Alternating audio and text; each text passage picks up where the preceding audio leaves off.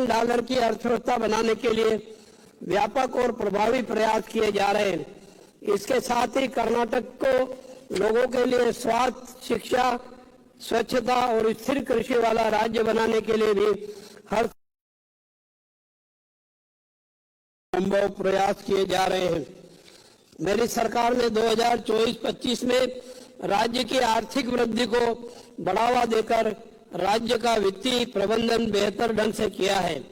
वित्तीय वर्ष 2024-25 की पहली 3 तिमाही में राज्य का राजस्व संग्रह 1,81,908 करोड़ रुपए तक पहुंच गया है। पिछले वर्ष की तुलना में दिसंबर के अंत तक राज्य की राजस्व प्राप्तियों में 13% की वृद्धि हुई है। राज्यों द्वारा एकत्रित कुल जीएसटी कर के मामले में कर्नाटक देश का दूसरा सबसे बड़ा राज्य है और इस वर्ष दिसंबर के अंत तक राज्य के जीएसटी संग्रह में साल दर साल 12% की वृद्धि हुई है।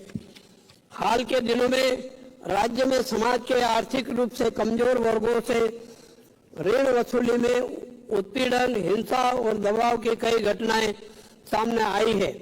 कर्नाटक राज्य में सूक्ष्म ऋण और लघु ऋण की वसूली में उत्पीड़न, हिंसा और दबाव को रोकने के लिए प्रभावी और गंभीर उपाय करने के लिए मेरी सरकार ने उत्पीड़न करने वाले व्यक्तियों के लिए न्यूनतम 6 महीने और अधिकतम 10 साल की सजा और 5 लाख रुपए तक के जुर्माने का प्रावधान करने वाला अध्यादेश लागू किया है। सरकार सूक्ष्म ऋण की वसूली में उत्पीड़न को रोकने के लिए विधायी उपाय कर रही है। मौसम की चरम स्थितियों जैसे बदलते हालातों के कारण कृषि में कई बदलाव आ रहे हैं। बुआई से लेकर कटाई तक हर काम को मशीनीकृत करने की जरूरत है। इस दिशा में 194 हाईटेक हार्वेस्ट हब स्थापित किए जा रहे हैं। हार्वेस्टर लेने वाले एससी और एसटी किसानों को 50% सब्सिडी और अन्य को 40% सब्सिडी दी जा रही है। कर्नाटक में 27.41 लाख हेक्टेयर बागवानी क्षेत्र है जो देश में पहले स्थान पर है। चालू वर्ष में 19,166 हेक्टेयर का नया क्षेत्र बागवानी फसलों के अंतर्गत लाया गया है। बागवानी विभाग लाभार्थियों को एक ही छत के नीचे बीज से लेकर बाजार तक की सेवाएं प्रभावी ढंग से प्रदान करने के लिए बागवानी किसान मॉल स्थापित कर रहा है। अब तक किसानों को 15.63 लाख अच्छी गुणवत्ता वाले पौधे वितरित किए गए हैं और लोगों को रियायती दरों पर आवश्यक मशीनरी प्रदान की गई है। बागवानी विज्ञान विश्वविद्यालय बागलकोट द्वारा बागवानी फसलों की 16 विभिन्न किस्में विकसित और जारी की गई है। राज्य के किसानों और किसान उत्पादक संगठनों द्वारा उत्पादित शहद के लिए जोनकारा नामक एक विशेष ब्रांड बनाया गया है और इसकी बिक्री की व्यवस्था की गई है। मेरी सरकार ने मछली पकड़ने वाली मशीनीकृत नौकाओं को दिए जाने वाले कर मुक्त डीजल की वार्षिक सीमा को 1.50 लाख किलोमीटर से बढ़ाकर 2 लाख किलोमीटर किया गया है। राज्य में पहली बार समुद्री एम्बुलेंस खरीदने के लिए कदम उठाए जा रहे हैं ताकि मछली पकड़ने के लिए समुद्र में जाने पर दुर्घटनाग्रस्त होने वाले या बीमार होने वाले मछुआरों को तुरंत किनारे पर लाया जा सके। रेशम को लेकर कई फसल की गई है। रेशम उत्पादन में राज्य शीर्ष पर है। रेशम की खेती और रेशम कताई गतिविधियों में हर साल लगभग 15.43 लाख लोगों को रोजगार मिलता है। सरकार ने वर्ष 2024-25 में विभिन्न लाभार्थी आधारित कार्यक्रमों के तहत 60 करोड़ रुपए की सब्सिडी सुविधा हितधारकों को प्रदान की है। जनवरी 2025 के अंत तक 20.22 लाख किसानों को 16,942 करोड़ रुपए के फसल ऋण वितरित किए गए हैं तथा 46,000 किसानों को 1,442 करोड़ रुपए के मध्यम एवं दीर्घकालिक कृषि ऋण वितरित किए गए हैं।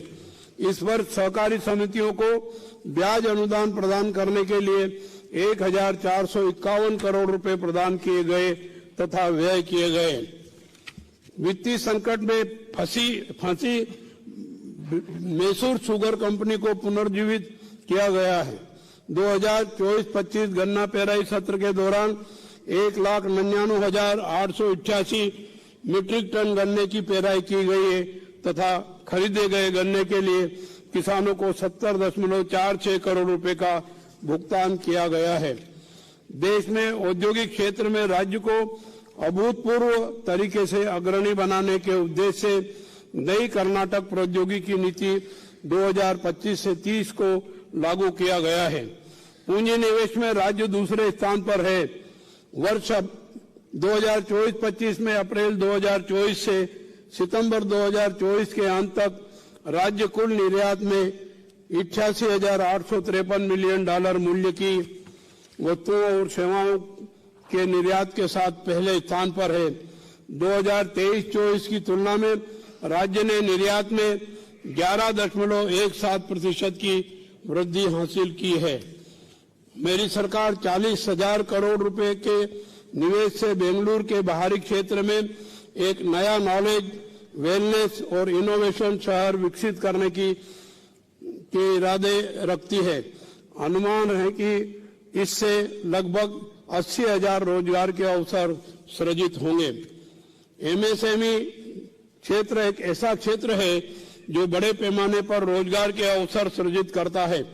यह क्षेत्र कर्नाटक में बहुत तेजी से बढ़ रहा है। मेरी सरकार ने इस क्षेत्र के विकास के लिए 687 करोड़ रुपए आवंटित किए हैं। कलबुर्गी में 1,000 एकड़ भूमि पर केंद्र और राज्य सरकार की 51% और 49% की संयुक्त भागीदारी से टेक्सटाइल पार्क स्थापित करने का प्रस्ताव है। इस संबंध में मंत्रिमंडल ने विभिन्न बुनियादी ढांचे के कार्यों के लिए 390 करोड़ रुपए के अनुदान को मंजूरी दी है। इससे 1 लाख प्रत्यक्ष रोजगार सृजित होने का अनुमान है। नेकरा सम्मान योजना के अंतर्गत वर्ष 2024-25 के लिए 1,16,189 हथकरघा एवं पावरलूम बनकरों को 81 करोड़ रुपए आवंटित किए गए हैं तथा प्रत्यक्ष नगद हस्तांतरण के माध्यम से जारी किए जा रहे हैं। राज्य के आधारभूत ढांचे को बढ़ाने के उद्देश्य से विजयपुरा जिले में 347 करोड़ रुपए की लागत से हवाई अड्डे का काम पूरा करके इस वर्ष यात्रियों को लिए तैयार किया जा रहा है।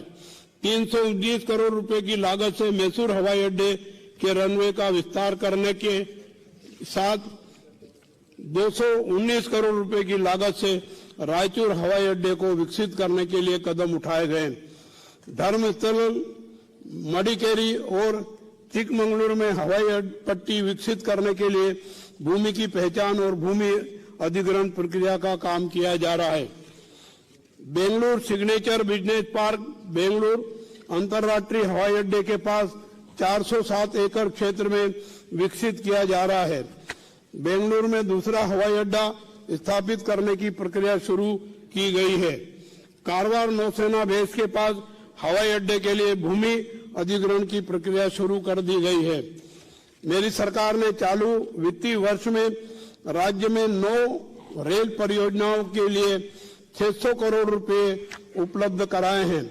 इन परियोजनाओं के निर्माण लागत का 50% तथा भूमि अधिग्रहण लागत का 50 से 100% राज्य सरकार वहन कर रही है। मेरी सरकार राज्य में 66 किलोमीटर रेलवे डबल ट्रैकिंग परियोजना के लिए 407 करोड़ रुपए उपलब्ध करा रही है।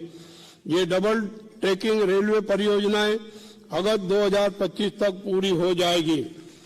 रेलवे के साथ साझेदारी में राज्य सरकार 15,767 करोड़ रुपए की अनुमानित लागत से 148.17 किलोमीटर लंबी बेंगलुरु उपनगरीय रेलवे परियोजना नेटवर्क विकसित कर रही है। मेरी सरकार ने बेंगलुरु में यातायात की भीड़ को कम करने के लिए हर संभव पहल की है। भारतीय विज्ञान संस्थान बेंगलुरु के सहयोग से 25 करोड़ रुपए की लागत से 5 वर्ष की अवधि के लिए वायर्ड एंड वायरलेस प्रौद्योगिकी में उत्कृष्टता केंद्र स्थापित किया जा रहा है।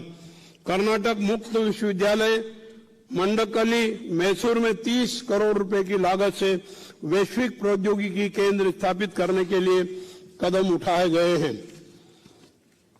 वी स्केल इट कार्यक्रम को विशेष रूप से महिलाओं के नेतृत्व वाले स्टार्टअप को प्रोत्साहित करने के लिए इंक्यूबेशन और त्वरण कार्यक्रमों को लागू करने के लिए डिजाइन किया गया है। यह कार्यक्रम उत्पाद सत्यापन, बाजार में प्रवेश और परिचालन के विस्तार के लिए आवश्यक उपकरण, मार्गदर्शन और सलाह प्रदान करता है। राष्ट्रीय स्तर पर जैव प्रौद्योगिकी क्षेत्र की वर्तमान स्थिति को ध्यान में रखते हुए जैव प्रौद्योगिकी नीति 4.0 की घोषणा की गई है। कर्नाटक ने राज्य में वैश्विक क्षमता केंद्रों को आमंत्रित करने के लिए देश में पहली बार कर्नाटक वैश्विक क्षमता केंद्र नीति 2024 की घोषणा की है। 19 से 21 नवंबर 2024 तक आयोजित बेंगलुरु टेक समिट में 51 देशों के 35,000 से अधिक प्रतिनिधियों ने भाग लिया। निवेशक संपर्क जैसी विभिन्न पहलों के माध्यम से स्टार्टअप्स को इस समिट से लाभ हुआ है। वर्तमान में 1.62 करोड़ उपभोक्ता गृह ज्योति योजना के तहत सुविधा का लाभ उठा रहे हैं। अगस्त 2023 से जनवरी 2025 तक बिजली आपूर्ति कंपनियों को कुल 17,290 करोड़ रुपए की सब्सिडी जारी की गई है। मेरी सरकार ने 2000 मेगावाट शरावती पीएससी परियोजना के कार्यान्वयन के लिए 11 मार्च 2024 को 8,645 करोड़ रुपए के कार्य आदेश जारी किए गए हैं। 19 दिसंबर 2024 को अपशिष्ट से ऊर्जा योजना के अंतर्गत बिडदी में अपशिष्ट से बिजली बनाने वाला 11.5 मेगावाट का बिजली संयंत्र सफलतापूर्वक चालू किया गया है। किसानों की जीवन शैली में सुधार लाने और किसानों को दिन के समय विश्वसनीय बिजली प्रदान करने के लिए 40,000 ऑफ ग्रिड और पंप सेटों के विकेंद्रीकृत फीडर सोलराइजेशन के लिए पीएम कुसुम योजना के अंतर्गत 2,392 मेगावाट क्षमता की परियोजनाएं शुरू की गई है। राज्य की जनता के लिए खाद्य सुरक्षा सुनिश्चित करने के लिए संविधान के मूल सिद्धांतों के अनुरूप 1,28,48,173 राशन कार्डों के कुल 4,48,41,976 लाभार्थियों को अन्न भाग्य योजना के तहत खाद्यान्न वितरित किया गया है। खाद्य सुरक्षा योजना के तहत 5 किलो अनाज उपलब्ध कराने के साथ ही राज्य सरकार उनके लिए घोषित 5 किलो अनाज के एवज में प्रति व्यक्ति प्रति माह 170 रुपए की राशि सीधे उनके खातों में हस्तांतरित कर रही है। इसके लिए राज्य सरकार ने जुलाई 2023 से सितंबर 2024 तक 10,009 करोड़ रुपए व्यय किए हैं। पहले चूंकि केंद्र सरकार की एजेंसियों ने कहा था कि वे चावल नहीं देंगे, इसलिए हमने मनी ट्रांसफर व्यवस्था शुरू की थी। अब चूंकि भारतीय खाद्य निगम चावल उपलब्ध कराने के लिए आगे आया है, इसलिए प्रत्येक व्यक्ति को 10 किलो अनाज देने की प्रक्रिया शुरू की जा रही है। वन क्षेत्र को बढ़ाने के लिए 15,000 एकड़ अतिरिक्त भूमि को आरक्षित वन के रूप में अधिसूचित किया गया है। पिछले 20 महीनों में राज्य भर में लगभग 5,000 एकड़ अमूल्य वन भूमि को अतिक्रमण से मुक्त किया गया है, जिसमें बेंगलुरु शहर में 117 एकड़ भूमि शामिल है। बेंगलुरु शहर में हरित पट्टी और दुर्लभ पक्षियों के आवास की रक्षा के लिए हेसरघट्टा झील क्षेत्र के 5,678 एकड़ क्षेत्र को ग्रेटर हेसरघट्टा संरक्षित घास का मैदान घोषित किया है और भूमि अधिग्रहण पर रोक लगाई गई है। यलंका के पास मादप्पनहल्ली में 153 एकड़ के बागान में एक वृहद वृक्ष पार्क का विकास शुरू किया गया है। पिन्या प्लांटेशन में केंद्र सरकार के स्वामित्व वाली बंद हो चुकी एचएमटी को दी गई 14,300 करोड़ रुपए की वन भूमि को पुनः प्राप्त करने तथा इसे हरित क्षेत्र के रूप में बचाने के लिए कानूनी कार्रवाई शुरू कर दी गई है।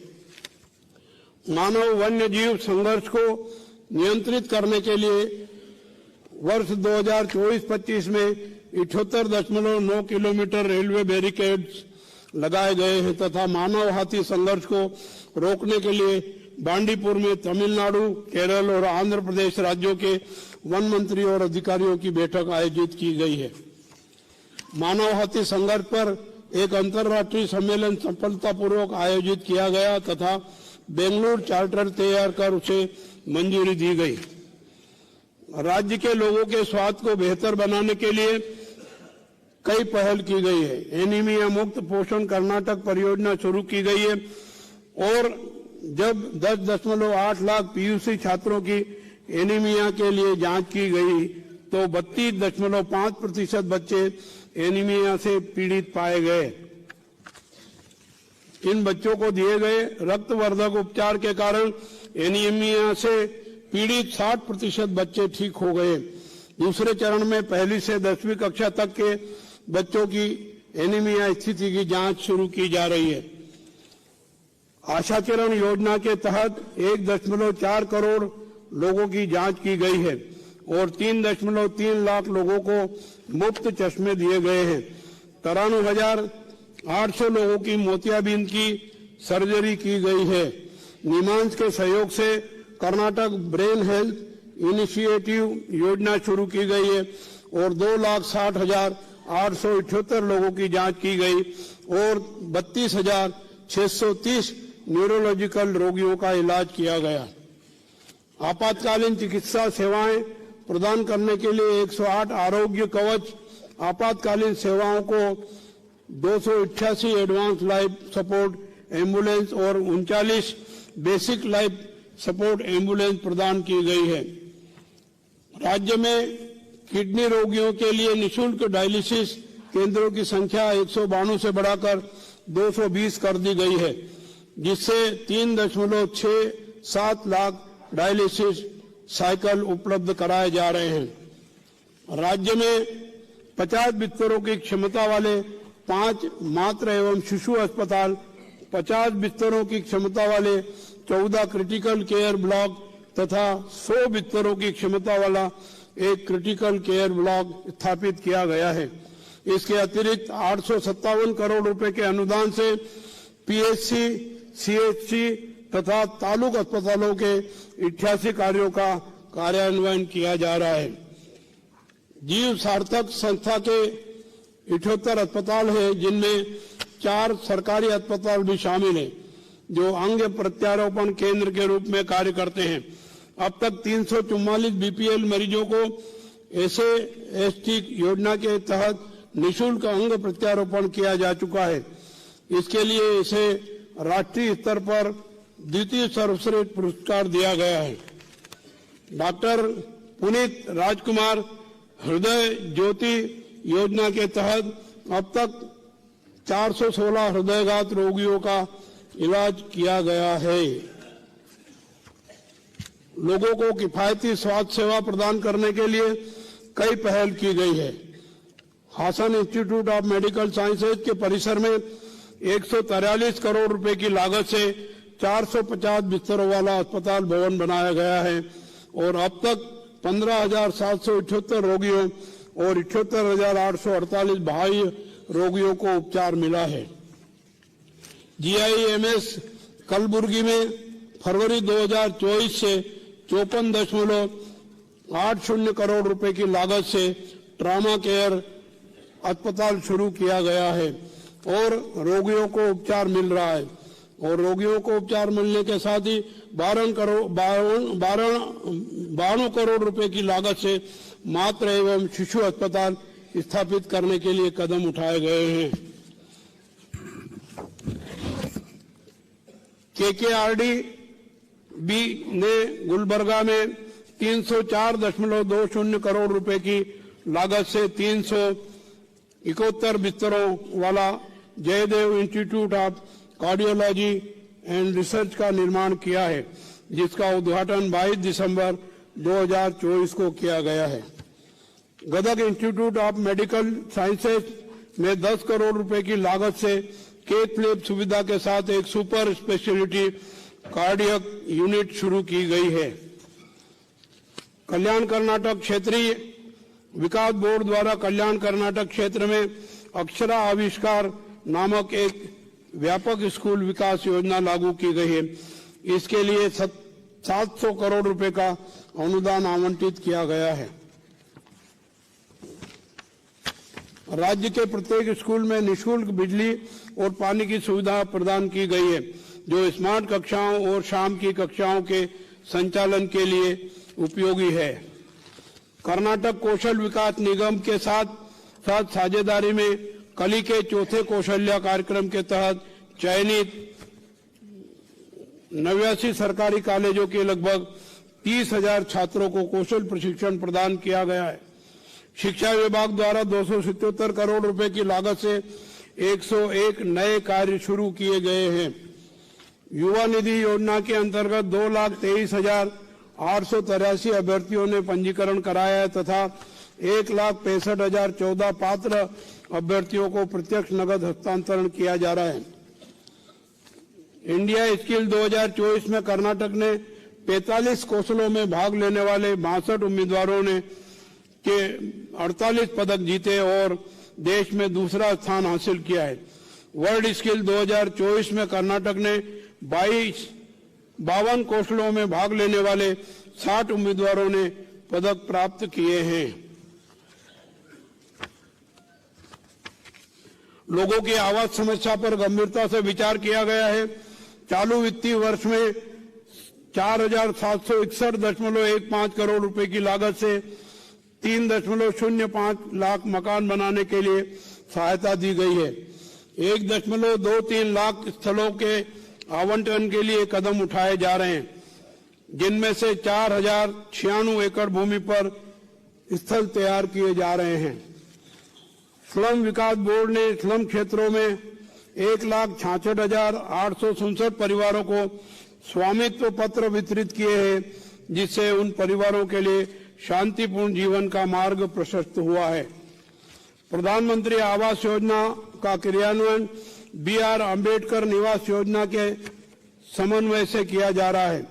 1,18,359 मकानों के लाभार्थियों को केंद्र व राज्य सब्सिडी को छोड़कर 4 से 5 लाख रुपए का अंशदान देना था। यह महसूस करते हुए कि लाभार्थी भुगतान करने की स्थिति में नहीं है, मेरी सरकार ने लाभार्थी अंशदान को घटाकर 1 लाख रुपए कर दिया तथा शेष पूरी राशि का भुगतान कर रही है। 36,789 मकान पहले ही लोगों को समर्पित किए जा चुके हैं। 39,843 मकान वर्तमान में सार्वजनिक उद्घाटन के लिए तैयार है। अनुसूचित जातियों एवं अनुसूचित जनजातियों के विरुद्ध अत्याचार के मामलों पर प्रभावी नियंत्रण के लिए नागरिक अधिकार प्रवर्तन निदेशालय की 33 इकाइयों को विशेष पुलिस स्टेशन के रूप में अधिसूचित करने की कार्रवाई की गई है। इसके लिए 450 नए पदों के सृजन की अनुमति दी गई है। अनुसूचित जातियों एवं अनुसूचित जनजातियों के समग्र विकास हेतु 2024-25 में SC/ST के अंतर्गत 27,674 करोड़ रुपए तथा THP के अंतर्गत 11,447 करोड़ रुपए कुल 39,121 करोड़ रुपए आवंटित एवं व्यय किए जा रहे हैं। बजट 2024-25 में की गई घोषणाओं के अनुसार 22 नए आवासीय विद्यालय एवं 31 छात्रावास स्थापित किए गए हैं। विद्यार्थियों को बुनियादी सुविधाएं उपलब्ध कराने के लिए 47 छात्रावासों आवासीय विद्यालयों का निर्माण कार्य प्रारंभ किया गया है। समाज कल्याण विभाग ने 2024 में लोकतंत्र दिवस सफलतापूर्वक मनाया तथा 22 लाख लोगों की भागीदारी के साथ बीदर से चामराजनगर तक 2,500 किलोमीटर की मानव श्रृंखला बनाकर विश्व रिकॉर्ड बनाया। यह समझते हुए कि संविधान विरोधी ताकतें सक्रिय हो रही है, मेरी सरकार संविधान जागरूकता कार्यक्रम चलाकर सराहनीय कार्य कर रही है, जिसका उद्देश्य है कि यदि हम संविधान की रक्षा करेंगे तो संविधान हमारी रक्षा करेगा। अनुसूचित जाति के 216 विद्यार्थियों को विदेशी विश्वविद्यालयों में उच्च शिक्षा हेतु 45 करोड़ रुपए का अनुदान दिया गया है। 12,858 विद्यार्थियों को प्रतियोगी परीक्षाओं के लिए प्रशिक्षित किया जा रहा है। वर्ष 2024-25 में 7 जिलों में 100 विद्यार्थियों की क्षमता वाले 14 पोस्ट मैट्रिक बालक बालिका छात्रावास प्रारंभ किए हैं। अनुसूचित जनजाति कल्याण विभाग द्वारा कुल 403 आवासीय विद्यालय छात्रावासों का संधारण किया जा रहा है, जिनमें कुल 45,560 विद्यार्थी रह रहे हैं। महर्षि वाल्मीकि आदिवासी जनजाति आवासीय विद्यालयों में विद्यार्थियों की ड्रॉप आउट दर को रोकने के लिए कक्षा 7 से 8 का उन्नयन किया गया है तथा आवासीय विद्यालयों में विद्यार्थियों की संख्या 25 से बढ़ाकर 40 की गई है। छात्रवृत्ति कार्यक्रम के अंतर्गत 221 करोड़ रुपए आवंटित किए गए हैं तथा प्री मैट्रिक एवं पोस्ट मैट्रिक के कुल 3,67,281 विद्यार्थियों को छात्रवृत्ति प्रदान की गई है। विदेशी विश्वविद्यालयों में उच्च शिक्षा के अवसर प्रदान करने के लिए प्रबुद्ध योजना के अंतर्गत 10 करोड़ रुपए आवंटित किए गए हैं। इस योजना के अंतर्गत अनुसूचित जनजाति के 31 विद्यार्थी विदेशी विश्वविद्यालयों में उच्च शिक्षा प्राप्त कर रहे हैं। पिछड़ा वर्ग कल्याण विभाग ने बच्चों को गुणवत्तापूर्ण शिक्षा प्रदान करने के उद्देश्य से बजट घोषणा के अनुसार वर्ष 2024-25 में कल्याण कर्नाटक क्षेत्र सहित राज्य में 150 नए पोस्ट मैट्रिक छात्रावास शुरू किए हैं। सामुदायिक संगठनों द्वारा पिछड़े वर्गों के लिए सामुदायिक हॉल के निर्माण के लिए 150 करोड़ रुपए का अनुदान मंजूर किया है। यूपीएससी, केपीएससी, बैंकिंग, भारतीय सेना आदि परीक्षाओं के लिए पिछड़े वर्ग के युवाओं को प्रशिक्षित करने के लिए कोपल जिले के कनकगिरी और कलबुर्गी जिले में प्रशिक्षण स्कूल शुरू किए गए। अल्पसंख्यक कल्याण विभाग ने 250 क्षमता वाले 25 मोरारजी देसाई आवासीय विद्यालय, 100 क्षमता वाले 96 पोस्ट मैट्रिक बालक बालिका छात्रावास तथा 300 क्षमता वाले 50 नए मौलाना आजाद विद्यालय प्रारंभ किए हैं। वर्ष 2024-25 के बजट की घोषणा के अनुसार ईसाई समुदाय के विकास हेतु 200 करोड़ रुपए के अनुदान से विभिन्न कार्यक्रम क्रियान्वित किए जा रहे हैं। अल्पसंख्यक निदेशालय के अधीन संचालित कुल 76 मोरारजी देसाई आवासीय विद्यालय, महाविद्यालय, मौलाना आजाद मॉडल विद्यालय एवं छात्रावासों को 700 करोड़ रुपए की लागत से भवनों के निर्माण का कार्य किया जा रहा है। विभाग द्वारा संचालित 161 आवासीय विद्यालयों, महाविद्यालयों में कुल 44,957 विद्यार्थी आवासीय सुविधाओं के साथ अंग्रेजी माध्यम में अध्ययन कर रहे हैं। 250 मौलाना आजाद मॉडल विद्यालयों में 38,876 विद्यार्थियों को निःशुल्क शिक्षा प्रदान की जा रही है तथा उक्त विद्यालयों के रखरखाव के लिए 106 करोड़ रुपए उपलब्ध कराए गए हैं। प्रदेश में महिलाओं के आर्थिक सशक्तिकरण को बढ़ाने के लिए गृह लक्ष्मी गारंटी योजना के तहत परिवार की महिला मुखिया को हर महीने 2,000 रुपए दिए जा रहे हैं। उक्त योजना के तहत 1,26,24,547 महिला लाभार्थियों को पंजीकृत किया गया है और योजना के शुरू होने से अब तक 36,000 करोड़ रुपए सीधे लाभार्थियों के खातों में जमा किए गए हैं। गृह लक्ष्मी योजना की सुविधा अब लैंगिक अल्पसंख्यकों को भी दी गई है। 71 गरीबी रेखा से नीचे के परिवारों में बालिकाओं के जन्म को प्रोत्साहित करने तथा लिंगानुपात में सुधार लाने के उद्देश्य से भाग्य लक्ष्मी सुकन्या समृद्धि योजना लागू की गई है। इस योजना के तहत 15 वर्षों तक प्रत्येक बालिका को के खाते में प्रति वर्ष 3,000 रुपए जमा किए जा रहे हैं। वर्ष 2024-25 में अब तक 5,59,693 लाभार्थियों के खातों में 168 करोड़ रुपए जमा किए जा चुके हैं।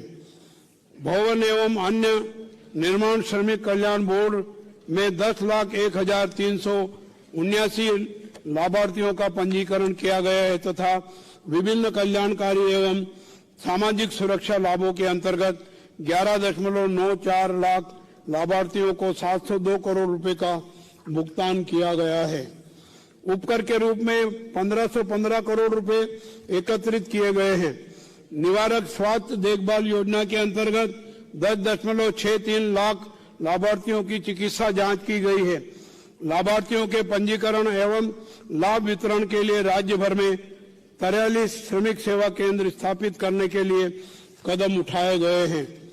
राज्य असंगठित श्रमिक सामाजिक सुरक्षा बोर्ड के संबंध में कर्नाटक राज्य निजी वाणिज्यिक परिवहन श्रमिक दुर्घटना क्षतिपूर्ति योजना के अंतर्गत 221 दुर्घटना मामलों में 10.61 करोड़ रुपए का दुर्घटना मुआवजा दिया गया है। अंबेडकर कार्मिक सहाय हस्त योजना के अंतर्गत 25 श्रेणियों के 21,89,945 असंगठित श्रमिकों का पंजीकरण करके लाभ दिया जा रहा है। मोटर परिवहन एवं अन्य संबंध श्रमिकों को सामाजिक सुरक्षा लाभ प्रदान करने के लिए कर्नाटक मोटर परिवहन एवं अन्य संबंध श्रमिक सामाजिक सुरक्षा एवं कल्याण विकास बोर्ड का गठन किया गया है तथा 5,12,135 श्रमिकों को पंजीकृत किया गया है। राज्य सरकार ने ग्रामीण घरों में जल कनेक्शन उपलब्ध कराने की परियोजना निरंतर रखी है। 101.32 लाख घरों में से अब तक 83.94 लाख घरों में नल कनेक्शन उपलब्ध करा दिए गए हैं। वर्ष 2024-25 में 7.27 लाख घरों में नल से जल कनेक्शन उपलब्ध करा दिया गया है। महात्मा गांधी राष्ट्रीय ग्रामीण रोजगार गारंटी योजना के तहत चालू वर्ष में जनवरी 2025 के अंत तक 10.91 करोड़ मानव दिवस रोजगार सृजित किए गए हैं। इस योजना अंतर्गत चालू वर्ष में कुल 5,626.56 करोड़ रुपए व्यय किए गए हैं। बाह्य सहायता प्राप्त योजना के अंतर्गत 5,190 करोड़ रुपए की लागत से 7,110 किलोमीटर लंबी ग्रामीण सड़कों के विकास हेतु प्रगति पथ कार्यक्रम क्रियान्वित किया जा रहा है। इसके अतिरिक्त कल्याण पथ कार्यक्रम के अंतर्गत 1,150 किलोमीटर लंबी सड़कों के विकास हेतु निविदाएं आमंत्रित की गई है। ग्रामीण विकास एवं पंचायत राज विभाग द्वारा 3,867 कुशीन मने शिशु देखभाल केंद्र शुरू किए गए हैं, जिनमें 49 बच्चों की देखभाल की जा रही है। कुल 5,895 जागरूकता केंद्रों में से 5,770 केंद्रों का डिजिटलीकरण किया जा चुका है तथा 50.28 लाख बच्चों का पंजीकरण किया जा चुका है। इसके अलावा जिन गांवों में पुस्तकालय नहीं है, वहां 6,599 नए पुस्तकालय शुरू किए जा रहे हैं। बृहद बेंगलुरु महानगर पालिका की सीमा के भीतर यातायात की अति प्रजनन को कम करने के लिए निकट भविष्य में 40.50 किलोमीटर लंबी मेट्रो रेल सह सड़क वाली डबल डेकर फ्लाईओवर बनाने का प्रस्ताव है।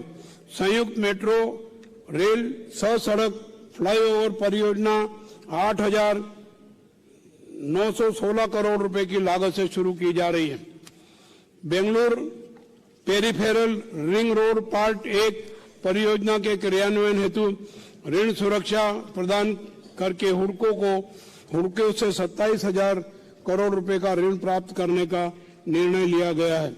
यह कार्य लगभग 2,565 एकड़ भूमि अधिग्रहण करके किया जाना है। लगभग 73 किलोमीटर सड़क निर्माण कार्य किया जा रहा है। बेंगलुरु मेट्रो रेल परियोजना के चरण 2A में सेंट्रल सिल्क बोर्ड से कृष्णराजपुरा तक 19.75 किलोमीटर और चरण 2B में कृष्णराजपुरा से केंपेगौड़ा अंतर्राष्ट्रीय हवाई अड्डा तक 38.44 किलोमीटर लंबाई का कार्य प्रगति पर है, जिसकी कुल अनुमानित लागत 14,788 करोड़ रुपए है। चरण 3 में केंपापुरा से जेपी नगर तक कॉरिडोर 1 32.15 किलोमीटर और होसाहल्ली से खड़ाबगरे तक कॉरिडोर 2 12.50 किलोमीटर के साथ कुल 44.65 किलोमीटर लंबाई का कार्य प्रगति पर है, जिसकी कुल अनुमानित लागत 15,611 करोड़ रुपए। इस परियोजना को दिसंबर 2029 तक पूर्ण करने की योजना है। केंद्र सरकार के दिशा निर्देशों के अनुसार महिलाओं एवं बच्चों की सुरक्षा हेतु निर्भया फंड के अंतर्गत सार्वजनिक सेवा वाहनों तथा carriage vehicle, school vehicle, private service vehicle, maxi cab, contract vehicle, motor cab एवं राष्ट्रीय राजमार्गों पर चलने वाले मालवाहक वाहनों में वाहन लोकेशन ट्रैकिंग डिवाइस एवं इमरजेंसी पैनिक बटन लगाने की योजना क्रियान्वित की गई है। राज्य में कुल 6,04,863 सार्वजनिक सेवा वाहनों में से 40,848 वाहनों में दिसंबर 2024 तक यह प्रणाली स्थापित कर दी गई है। बेंगलुरु में वाहनों की बढ़ती संख्या के कारण भारी यातायात की वजह से दुर्घटनाओं में वृद्धि हुई है। बेंगलुरु ट्रैफिक पुलिस सुचारू यातायात के लिए प्रौद्योगिकी अपनाने में सबसे आगे है। ASTRAM आर्टिफिशियल इंटेलिजेंस आधारित data platform for sustainable traffic management एक AI आधारित डेटा प्लेटफॉर्म है जो वास्तविक समय में डेटा एकत्र और विश्लेषण करता है और ट्रैफिक को नियंत्रित और प्रतिबंधित करने के लिए त्वरित निर्णय लेता है। बेंगलुरु विकास प्राधिकरण ने शहर भर में 34 स्थानों पर आवासीय परिसरों का निर्माण करके लगभग 30,000 आवास इकाइयों को आवंटित करने का लक्ष्य रखा है। इनमें से अब तक 25 परियोजनाओं में कुल 14,909 फ्लैटों का निर्माण कार्य शुरू हुआ है और 10,615 फ्लैटों का निर्माण कार्य पूर्ण हो चुका है। महत्वाकांक्षी कावेरी परियोजना का 5वां चरण पूर्ण हो चुका है। BBMP में शामिल 110 गांवों के 50 लाख लोगों को 775 मिलियन लीटर अतिरिक्त कावेरी पेयजल की आपूर्ति की जा रही है। बेंगलुरु शहर और उसके उपनगरों की अतिरिक्त पेयजल आवश्यकताओं को पूरा करने के लिए 6 TMC पानी आवंटित किया गया है। चालू वर्ष में कार्यान्वित होने वाली परियोजना की अनुमानित लागत 6,939 करोड़ रुपए है, जिसके लिए DPR तैयार कर ली गई है।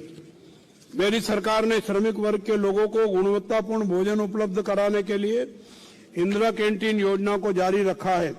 इंदिरा कैंटीन फेज 2 के अंतर्गत 186 कैंटीनों के निर्माण की स्वीकृति दी गई है तथा 156 कैंटीनों का निर्माण पूर्ण हो चुका है। ADB और अमृत द्वारा वित्त पोषित कर्नाटक एकीकृत शहरी जल प्रबंधन निवेश कार्यक्रम के अंतर्गत राज्य के 8 शहरी स्थानीय निकायों में 2,584 करोड़ रुपए की लागत से पेयजल आपूर्ति और जल निकासी कार्य कार्यान्वित किया जा रहा है। विश्व बैंक द्वारा सहायता प्राप्त कर्नाटक शहरी जल आपूर्ति आधुनिकीकरण परियोजना के अंतर्गत हुबली, धारवाड़, बेलगांव और कलबुर्गी नगर निगमों के अधिकार क्षेत्र के अंतर्गत आने वाले क्षेत्रों में निर्बाध जल आपूर्ति प्रदान करने के लिए 3,741 करोड़ रुपए की लागत से 5 वर्ष की अवधि के लिए एक परियोजना कार्यान्वित की जा रही है। उक्त परियोजना को जून 2025 तक क्रियान्वित करने का लक्ष्य है। मेरी सरकार ने शहरी और ग्रामीण क्षेत्रों में लोगों की अनियमित संपत्तियों के लिए ई-खाता उपलब्ध कराने की एक बहुत लोकप्रिय योजना बनाई है और उसे लागू कर रही है। सबसे पहले कर्नाटक नगर निगम अधिनियम और कर्नाटक नगर पालिका अधिनियम में संशोधन करके शहरी और ग्रामीण क्षेत्रों में कई वर्षों से लंबित 30 लाख से अधिक अनियमित संपत्तियों के लिए ई-खाता फॉर्म 3 भी उपलब्ध कराना शुरू किया है। आने वाले दिनों में इस सुविधा का विस्तार ग्रामीण क्षेत्रों में भी किया जाएगा। राजस्व विभाग किसानों की भूमि से संबंधित दस्तावेजों को सुरक्षित रखने के लिए भू सुरक्षा नामक गारंटी प्रदान कर रहा है। राजस्व विभाग में स्थायी प्रकृति और महत्वपूर्ण दस्तावेजों को स्कैन करके डिजिटाइज करके अनुक्रमित करके और सूचीबद्ध करके लोगों को आसानी से उपलब्ध कराया जाएगा। सॉफ्टवेयर में 9 करोड़ पृष्ठों को स्कैन करके अपलोड किया जा रहा है। राजस्व विभाग में दाखिल खारिज के संबंध में लोगों को अनावश्यक परेशानी से बचाने के लिए दाखिल खारिज की गारंटी दी गई है। पहले एक खाते को बदलने में औसतन 32 दिन लगते थे। प्रशासन की चुस्त दुरुस्त व्यवस्था के कारण अब 67% दाखिल खारिज कुछ ही घंटों में हो रहे हैं। शेष 33% दाखिल खारिज 9 से 13 दिनों में हो रहे हैं। राजस्व न्यायालय में हजारों मामले 5-10 वर्षों से लंबित थे। ऐसे लंबित मामलों के निपटारे के लिए चलाए गए अतिक्रमण के अभियान के कारण तहसीलदार न्यायालय में लंबित 10,744 मामलों में से 10,410 मामलों का निपटारा किया गया है। उप विभागीय अधिकारी न्यायालयों में लंबित 62,857 मामलों में से 37,217 मामलों का निपटारा किया गया है। सरकार के सत्ता में आने से पहले सर्वेक्षण एवं बंदोबस्त विभाग में 11 ई स्केच प्राप्त करने में औसतन 90 दिन लगते थे तथा जमीन पर सीमांकन के लिए 120 से 180 दिन लगते थे। प्रभावी प्रशासन के कारण 11 ई स्केच 90 दिनों के बजाय 30 दिनों में प्राप्त हो रहे हैं। सीमांकन के मामले 45 दिनों में हो रहे हैं। राज्य में नन्ना भूमि कार्यक्रम के माध्यम से दरखास्तों पौड़ी विशेष अभियान चलाया गया है। पिछले 5 वर्षों में 5,813 दरखास्त अनुदान भूमि का सीमांकन एवं उप विभाजन किया गया है, जबकि दिसंबर 2024 से नन्ना भूमि योजना के क्रियान्वयन के बाद से 4,850 से अधिक कृषक अनुदान भूमि का सीमांकन एवं उप विभाजन किया गया है। स्वामित्व योजना के अंतर्गत पहली बार राज्य के इतिहास में मापी न गई ग्रामीण आवासीय क्षेत्रों गांवों की संपत्तियों का ड्रोन के माध्यम से सर्वेक्षण कार्य किया जा रहा है। अब तक 3,880 गांवों को 10.05 लाख ड्राफ्ट पीआर कार्ड वितरित किए जा चुके हैं। क्षेत्रीय असंतुलन को समाप्त करने के लिए उद्देश्य से कल्याण कर्नाटक क्षेत्र के जिलों में को प्रतिवर्ष 5,000 करोड़ रुपए उपलब्ध कराए जाते हैं। प्रारंभिक शेष राशि सहित 1,470 करोड़ रुपए खर्च किए जा चुके हैं तथा दिसंबर 2024 तक 3,222 कार्य पूरे किए जा चुके हैं। शेष कार्य विभिन्न चरणों में प्रगति पर है। सरकार ने कलबुर्गी में ऐतिहासिक कैबिनेट बैठक आयोजित कर 11,770 करोड़ रुपए से अधिक की परियोजनाओं और कार्यों को मंजूरी दी। कल्याण कर्नाटक के रिक्त पदों पर भर्ती, पेयजल, शिक्षा, स्वास्थ्य सुधार, नए न्यायालय परिसर का निर्माण, पर्यटन विकास आदि क्षेत्रों को प्राथमिकता देकर क्षेत्र के समग्र विकास की ओर उन्मुख हो रहा है। सरकार ने कन्नड़ भाषा और संस्कृति के प्रचार प्रसार के लिए कई महत्वपूर्ण कदम उठाए हैं। कर्नाटक संभ्रम 50 के तहत 1 नवंबर 2024 को हेसराइतु कर्नाटक उसिरागली कन्नड़ समारोह में 50 पुरुष और 50 महिला उपलब्धि हासिल करने वालों को स्वर्ण जयंती पुरस्कार से सम्मानित किया गया है। 27 जनवरी 2025 को विधानसौधा के परिसर में नाड़ देवी भुवनेश्वरी की कांस्य प्रतिमा का अनावरण किया गया। कर्नाटक में सभी कार्यालयों, दुकानों और वाणिज्यिक प्रतिष्ठानों की नाम पट्टिकाओं पर 60% कन्नड़ अनिवार्य करने के लिए कन्नड़ भाषा व्यापक विकास अधिनियम लागू किया गया है। मैसूर में सांस्कृतिक दृष्टिकोण चिंतन सम्मेलन, महाराष्ट्र के सांगली जिले के जत तालुक के गुड्डापुर में गड़ीनाट सम्मेलन और रायचूर में गोकाक आंदोलन पूर्व व्यापी एवं भावी व्यापी दृष्टिकोण का सफलतापूर्वक आयोजन किया गया है। लोक निर्माण विभाग की विभिन्न योजनाओं के अंतर्गत वर्ष 2024-25 में 2,451 किलोमीटर राज्य राजमार्गों तथा 3,103 किलोमीटर जिला मुख्य सड़कों का विकास, नवीनीकरण तथा 190 पुलों का निर्माण कार्य पूर्ण किया गया है। HSDP फेज 5 के अंतर्गत 9,000 करोड़ रुपए की कुल लागत से 2 चरणों में 2,500 किलोमीटर राजमार्गों के विकास की प्रशासनिक स्वीकृति दी गई है। राज्यव्यापी सड़कों और पुलों के निर्माण के लिए 4,000 करोड़ रुपए की कार्य योजना स्वीकृत की गई है। CIRF योजना के अंतर्गत 1,385 करोड़ रुपए की लागत से राज्य की 2,056 किलोमीटर लंबी 295 सड़कों का विकास किया जा रहा है। मेरी सरकार 1,696 करोड़ रुपए की लागत से हाइब्रिड वार्षिकी मॉडल के अंतर्गत रायचूर के निकट कलमला जंक्शन से सिंधुनूर तक 78.45 किलोमीटर लंबे राज्य मार्ग को विकसित करने की प्रक्रिया में है। सरकार की महत्वाकांक्षी परियोजना शक्ति योजना महिलाओं को सशक्तिकरण की ओर ले जाएगी। उक्त परियोजना के शुभारंभ से लेकर 17 जनवरी 2025 तक राज्य के लगभग 376.70 करोड़ लाभार्थियों को शक्ति योजना से लाभ मिला है। सरकार ने इसके लिए 8,215 करोड़ रुपए का अनुदान आवंटित किया है। वर्ष 2024-25 के जनवरी 2025 के अंत तक सार्वजनिक परिवहन हेतु विभिन्न मॉडलों की कुल 4,889 नई बसें उपलब्ध कराई गई है। राज्य सार्वजनिक परिवहन निगमों की बसों में दुर्घटना में मृत यात्रियों के आश्रितों को दी जाने वाली आर्थिक क्षतिपूर्ति राशि को 3 लाख रुपए से बढ़ाकर 10 लाख रुपए कर दिया गया है। उत्तर पश्चिम कर्नाटक सड़क परिवहन निगम ने कैशलेस चिकित्सा उपचार योजना के लिए चयनित अस्पतालों के साथ ही 3 साल की अवधि के लिए समझौता किया है, जो निगम के कर्मचारियों की लंबे समय से चली आ रही मांग है। कर्नाटक राज्य सड़क परिवहन निगम में कैशलेस चिकित्सा उपचार योजना को लागू करने के लिए कदम उठाए गए हैं और KSRTC आरोग्य योजना शुरू की गई है। वर्ष 2024-25 के बजट में जल संसाधन विभाग को कुल 16,837 करोड़ रुपए उपलब्ध कराए गए तथा 36,799 एकड़ सिंचाई क्षमता उपलब्ध कराई गई।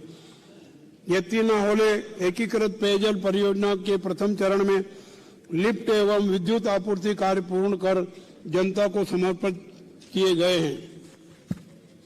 सरकार राज्य में लंबित सिंचाई परियोजनाओं को समय सीमा में शुरू करने के लिए प्रतिबद्ध है। कुछ परियोजनाओं के लिए केंद्र सरकार की मंजूरी की आवश्यकता है तथा हम केंद्र पर दबाव बना रहे हैं। लघु सिंचाई विभाग ने वर्तमान में 5,847 हेक्टेयर की सिंचाई क्षमता सृजित की है। 165 बैराज बनाए गए हैं। लक्ष्मण तीर्थ नदी लिफ्ट सिंचाई परियोजना के माध्यम से चिलकुंडा और अन्य गांवों को पीने का पानी उपलब्ध कराने के लिए 14 जिलों को पानी से भरने की परियोजना 19 करोड़ रुपए की लागत से शुरू की गई है और परियोजना का परीक्षण कार्य किया जा रहा है। मांड्या जिले के KR-पेटे तालुक के एचनहल्ली में 50 जिलों को भरने के लिए लिफ्ट सिंचाई परियोजना 265.29 करोड़ रुपए की लागत से शुरू की गई है और परियोजना के पहले चरण का परीक्षण कार्य किया जा रहा है। स्वतंत्रता संग्राम की गति को तीव्र करने के लिए राष्ट्रपिता महात्मा गांधी की अध्यक्षता में दिसंबर 1924 में कर्नाटक के बेलगांव में ऐतिहासिक कांग्रेस अधिवेशन आयोजित किया गया था। मेरी सरकार ने इस ऐतिहासिक घटना की शताब्दी मनाने के लिए बेलगांव में एक भव्य समारोह का आयोजन किया। पूरे राज्य में गांधी जी की नैतिक सिद्धांतों का प्रचार प्रसार करने तथा वर्तमान पीढ़ी में गांधी जी के सिद्धांतों के बारे में जागरूकता पैदा करने और देश के लोगों को यह समझाने के लिए कि गांधी जी के सिद्धांत आज भी प्रासंगिक है, पूरे राज्य में राज्य भर गांधी भारत के नाम से विभिन्न कार्यक्रम आयोजित किए जा रहे हैं और कार्यक्रमों को इस तरह से आयोजित किया जा रहा है कि वे राज्य के हर घर तक पहुंचे। पर्यटन नीति 2024-2029 को कर्नाटक सरकार के विजन को प्राप्त करने के उद्देश्य से तैयार किया गया है। नीति में पर्यटन क्षेत्र में निवेश को सुविधाजनक बनाने के लिए रणनीतिक हस्तक्षेप, आकर्षक प्रोत्साहन और आवश्यक विनियामक सुधारों का प्रस्ताव है। नीति का उद्देश्य एक सुविधाजनक और स्थिर पर्यटन पारिस्थितिकी तंत्र बनाना है, पर्यटकों को एक सुरक्षित और उच्च गुणवत्ता वाला अनुभव प्रदान करने और कर्नाटक के लोगों को अधिक समृद्धि और खुशी प्रदान करने पर जोर दिया गया है। गदग जिले के लक्कुंडी गांव में प्राच्या व शेष गला संग्रहण अभियान के दौरान 1000 से अधिक प्राचीन कलाकृतियां एकत्र की गई है और उन्हें सार्वजनिक प्रदर्शन, अनुसंधान और अध्ययन के लिए अंतर्राष्ट्रीय स्तर के खुले संग्रहालय में परिवर्तित करने की योजना है। सवदत्ती यल्लम्मा मंदिर में सभी सुविधाएं उपलब्ध कराने के लिए कदम उठाए गए हैं। मंदिर क्षेत्र के व्यापक विकास के लिए 200 करोड़ रुपए की लागत से मास्टर प्लान तैयार किया जा रहा है, जिसमें तिरुपति की तर्ज पर कतार परिसर बनाया जाएगा ताकि श्रद्धालुओं को देवी के दर्शन करने में सुविधा हो। 500 छोटे आउटडोर रसोई घर बनाए जाएंगे ताकि श्रद्धालु खुद खाना बना सके और पर्याप्त शौचालय बनाए जाएंगे। सवदत्ती यल्लम्मा पहाड़ी तक रोप वे बनाने का प्रस्ताव है। देविका रानी निकोलस रोरी की 572 एकड़ की एस्टेट को विश्व स्तरीय पर्यटन स्थल के रूप में विकसित करने के लिए कदम उठाए जाएंगे। केंद्र सरकार की SASCI योजना के तहत 100 करोड़ रुपए के अनुदान का उपयोग करने के अलावा कर्नाटक सरकार भी विशेष अनुदान के साथ क्षेत्र को विकसित करने के लिए कार्रवाई करेगी। पिछले 19 महीनों में राज्य में कानून व्यवस्था से जुड़ी कोई गंभीर समस्या उत्पन्न नहीं हुई है। पुलिस थाने लोगों के अनुकूल तरीके से काम कर रहे हैं। हाल के दिनों में पूरे देश में साइबर अपराध के मामले बढ़े हैं। राज्य पुलिस विभाग निरंतर जागरूकता लाने और अपराधियों की शीघ्र पहचान करने के लिए काम कर रहा है, इसलिए इन मामलों में भी कमी आ रही है। पुलिस विभाग को आवश्यक संसाधन उपलब्ध कराए जा रहे हैं। चालू वर्ष में 26 सुसज्जित पुलिस थाने तथा 2016 आवासीय भवन बनाने को प्राथमिकता दी गई है। परिवहन विभाग के सहयोग से ग्रामीण पत्रकारों को व्यावसायिक प्रयोजन हेतु जिला सीमा के अंतर्गत यात्रा करने हेतु बस पास वितरित करने की योजना क्रियान्वित की गई है। मेरी सरकार ने ये सभी उपलब्धियां अपने सीमित वित्तीय संसाधनों के आधार पर अर्जित की है। सरकार ने 7वें वेतन आयोग की सिफारिशों को लागू किया है। मेरी सरकार राज्य के सामाजिक, आर्थिक और सांस्कृतिक सहित समग्र विकास के लिए अनेक कार्यक्रम बना रही है और उन्हें क्रियान्वित कर रही है। संविधान की आकांक्षाओं के अनुरूप जन कल्याण को अपना मुख्य उद्देश्य मानकर चल रही है। सबके लिए शांति, सबके लिए समृद्धि और संविधान की भावना है। हम इस भावना का निरंतर पालन कर रहे हैं। जय हिंद, जय कर्नाटक।